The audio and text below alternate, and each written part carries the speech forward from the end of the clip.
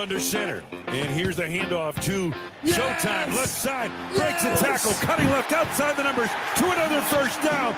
Inside the 35 to the 31-yard line of Chicago. And there is your dagger. A stereo dagger for the Bears. How appropriate. Capping off yesterday's festivities at Lambeau Field where the Packers beat the Bears 17-9, punching their ticket to the playoffs and guaranteeing us more conversations with our good pal, the man who carries the G like nobody else, Aaron Nagler of Cheesehead TV. Aaron Nagler brought to us on the Drew and KB program by Miller Lite Orthopedic Associates of Wisconsin. There is a difference in Rogers Behavioral Health. Good afternoon, Nags. Good afternoon, boys. Happy playoff victory Monday. Let's go. Let's go down to Dallas and kick McCarthy's butt. That's Isn't what I'm it awesome? That's how I'm living right now. 24 hours ago, they were kicking off. We didn't know what was going to happen, but we kind of did. That fell into form. Jordan Love was awesome. Matt LaFleur had a great day. But, Nags, I want to start today with that downtrodden Packers defense, bottling up the running game, keeping the running lanes for Jordan Fields, keeping him confused, and the Bears offense relatively neutered for the game. I thought the approach was excellent, and they had a clear plan when it came to trying to contain Fields and his ability to use his legs, which, I mean, that's how he's hurt teams throughout this kind of second half of the season. He's been better as a passer, but we all know his most kind of dangerous aspect is his running ability.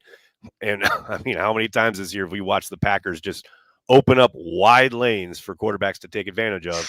There was none of that yesterday. The way they were getting after the quarterback, but under control while they did so. That's the most kind of disciplined I think we've seen that front, maybe outside of the Chiefs game against Mahomes. But it was a real thing of beauty. And the fact that they kept getting after it on third down by sending one extra man, applying a little bit more pressure, and then playing some, not a ton, but some man on the back end, I think that went against profile, and I don't think the Bears were ready for it. Well, if you would have told me at the beginning of the year that Tommy Cutlets would have put a better rushing performance on than Justin Fields, I would have said you were crazy. But it was great to see. It was great to see the blitzes work. Now that offensive line of the Bears is horrible, but nonetheless, oh, they're banged up. They've got some players, but yeah, they're definitely not up to snuff. No doubt. As a fan, to see the aggressiveness on the defense, where it's been pretty much vanilla, I guess you could say, for the entire season. Yep. Or let's let the game come to us instead of taking it in their own hands. Yes. That was refreshing. Well, it was nice to see Jair back out on the field and really contributing. You know, like they didn't target him very much. I think one real kind of ball that went his man's way, but whether it was playing some of the zone concepts, whether it was even just communicating pre-snap, he was pretty dialed in. I think there were like two plays maybe where maybe he missed the call or what have you, but for the most part, if you can get that performance out of Jair, this is just a defense that can operate on a different level. Like I said, like the man looks were really effective. They didn't have to do it even 60% of the time. I mean, it was less than half the plays. They appeared to be in man coverage, but you can do that because you have Jair and because he not shuts down one side of the field, but he certainly tilts the field in your favor in that kind of coverage situation. So what you're saying is we're going to get Joe Barry for another year. I'm not going to sit here and tell you it's impossible. I still think he's gone. But, hey, we saw last year they went down the stretch. Martindale's a free agent. Martindale's available, and I think we'll see probably a few others shake loose here in the next couple of days. But, I mean, we'll see. We'll see what kind of performance they have down in Dallas. You never know. But I still suspect Matt LaFleur will probably be moving on. One would think, right? But so, Nags, let's look at the other side. Packers, if you limit a team to 9 points, you're going to be okay most of the time, especially with the Packers offense. But they did leave some points on the field yesterday. What's funny is, like, even over the course of the last couple of weeks, that's been the case. Like, they scored 33 in Minnesota, but that probably should have been at least 40. You know, there's always, like, seemingly a drive or two where they just shoot themselves in the foot. Like, whether it is Jordan Love and the fumble, because his wide receivers clearly didn't get the check.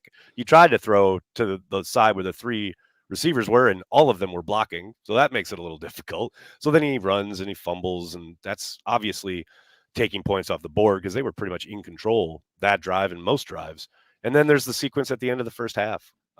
Just getting a little too cute. And Matt took full responsibility for that just now during his press conference, saying that is entirely on him as far as how the receivers lined up, how much they're doing leverage-wise as far as, you know, giving themselves all that field to cover rather than, okay, just line up on the perimeter as wide as you can. And if it's there, we'll throw it to you and you'll get out of bounds.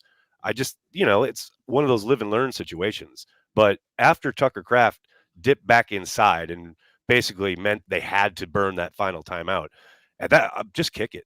Like, why they kept screwing around. I mean, Jordan almost threw an interception on that attempt to get into the end zone. And then they have the disaster with that last pass. It just feels like you're just too cute by half. Just kick the field goal. Yeah, but that last pass, the yardage you gained was minimal, insignificant, and I think. But there's Carlson's miss probably lurking in the back of your head as a coach, and you're thinking, I need every yard I can get. Don't you just feel like eventually Jordan's going to evolve to the point where he just throws that in the row 10? In a stance, which is 100% what he should have done. Well, you don't want to give Justin Fields 12 seconds in a semi-long field. Okay, that's anything is possible. You don't want to kill. Yeah, you don't especially with Joe Barry at the helm of the defense. I mean, all right. So Nags, you were proudly wearing your Bears Still Suck Cheesehead TV merch. Darn right, sir. Looked awesome, but it got me thinking. Like, I was trying to think of the guy's name who chirped earlier this year, and that was a T-shirt. Was it Justin Jones? Justin Jones, yes. Who, as I pointed out last night, the first time around, week 1. After spending the offseason maligning Packers fans and how horrible we are, he had absolutely 0 things on the stat sheet coming out of week 1. So he had a big moment there yesterday where he had 1 tackle for that entire game. So he had a solo. But then Jaquan Brisker said, "Hold my beer. I'm going to rip these guys who just shredded us." Oh, there's a bunch of no-name nobodies, front running backups. Brisker what are you doing, Brisker? You just got pantsed, and now you're saying, those guys aren't that good. Oh, no. What? So the clowns who you think are no good absolutely whooped your butt. Is that what you're telling? So you must really suck. That's. I mean, Bears still suck. I mean, he's just playing to the stereotype. And they didn't squeak by. They took it to him. Yep. No, they beat took him it to him like a drum. No question about it. And we talk about Packers defense. The Bears only had 46 offensive plays. Right.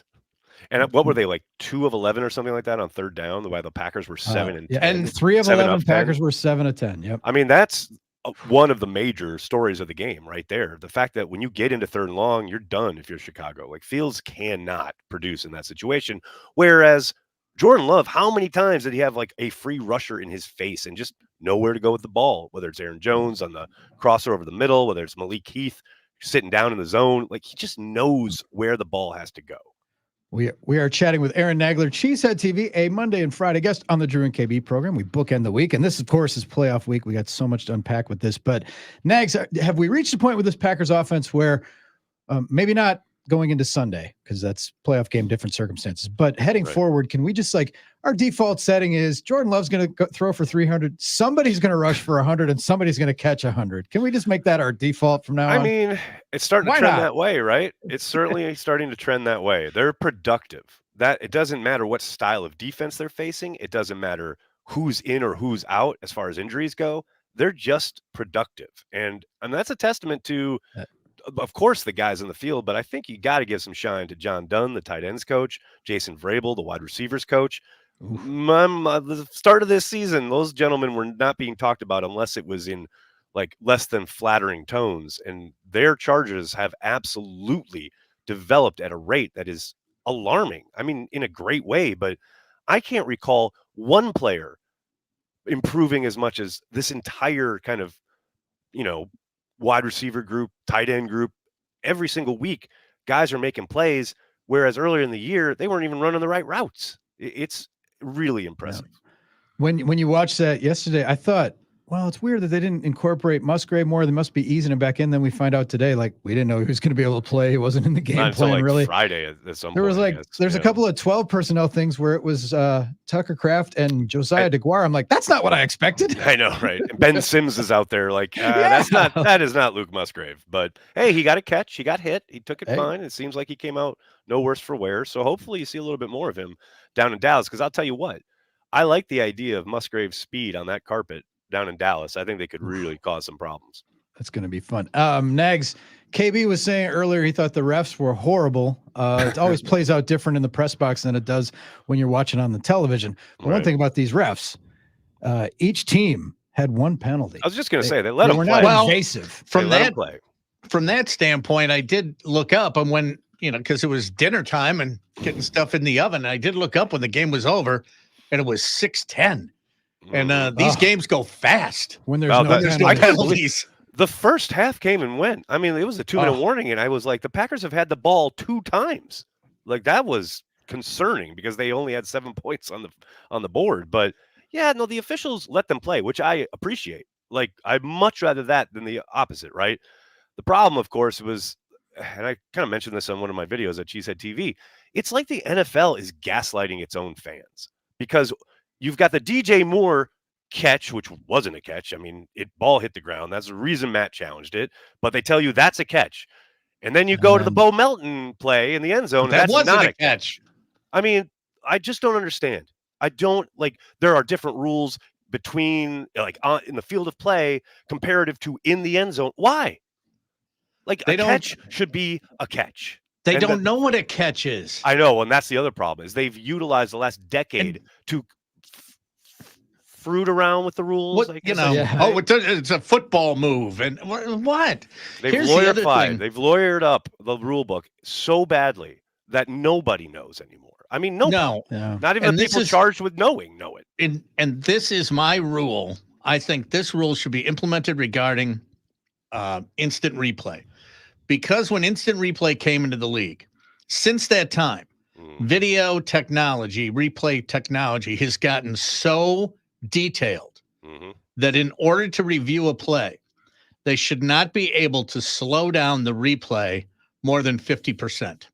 Yeah, I mean, that makes a world of sense to me. And zoom way in and look at there, it moved. And I think a fingertip perfect example of that, is the non-call on Fields' hit from Owens, where people are online looking at the slow-mo. Oh, Fields starts his slide just before Owens commits to the tackle. But he doesn't. Well, yeah, you can see that in slowed down millimeter by millimeter. This frames, is my point. But you can't adjudicate that in real time. And you can especially if you're the defender. It's ridiculous. And that's ridiculous. Owens, you could tell Owens was not trying to hurt him because he turned his head. He went to his shoulder. He hit him in the shoulder. Yeah. And it was Fields' head that hit the ground that caused the problem. And that's football. You don't want heads to hit the ground. Don't play ball. That's legit. Like, I don't understand this kind of desire to parse every single second of every moment on the field. They can't be. Well, if you want to keep the players safe, don't let them play. All right. Couple quickies for Nags on the way out. What's worse, naming yourself a captain and going out for the coin toss or changing a play in victory formation to a handoff so that Jamal... Can you believe that? I mean, it's Jameis Winston, so I guess I can believe it, but wow. Wow. And the fact that it caused a fight between the head coaches afterwards, that's just beautiful. That's the most Jameis Winston thing of all Jameis Winston things. And the coach gets fired hours later. Like, literally hours later. Hours later. That one. And then, Nags, just your 2 cents on what this week means. Playing the Cowboys again. McCarthy. Here he's having this great year and his first step on this journey to elevate his stature in Dallas. Like when you really feel good, you're 8-0 at home. He's got to face his former team. And imagine the fact the former team could send him packing.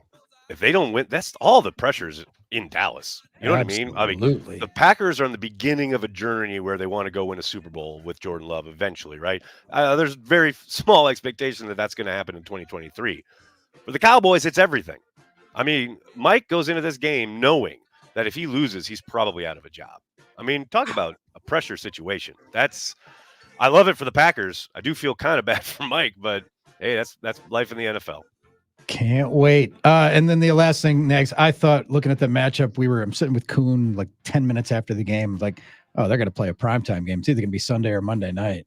And lo and behold, we get 3:30. What did you think of that assignment? Yeah, no, I'm not surprised. I think the Cowboys and the Packers are going to draw regardless. You know, they're going to put. That's why I thought it was going to be prime time. No, I know. Poindexter's like, what are you talking about? It's always a 4 versus 5 on Monday night. No, it's not. Just pull that out of your ass. They are Poindexters. That is the exact correct phrase. There's no doubt about it. No, but like you could put it on like a Tuesday afternoon, and it would be one of the higher big number, viewership numbers you'd see. So I just think for them, it's like we'll take it in a late afternoon window. It'll be good because that way I can start celebrating a little earlier in the evening. It's good. Let's go. It's going to be a great week. Nags, enjoy. Carry that G, my brother. Thanks a lot, gentlemen. Talk to you on Friday. Aaron Nagler, Cheesehead TV, our sponsor, our segments with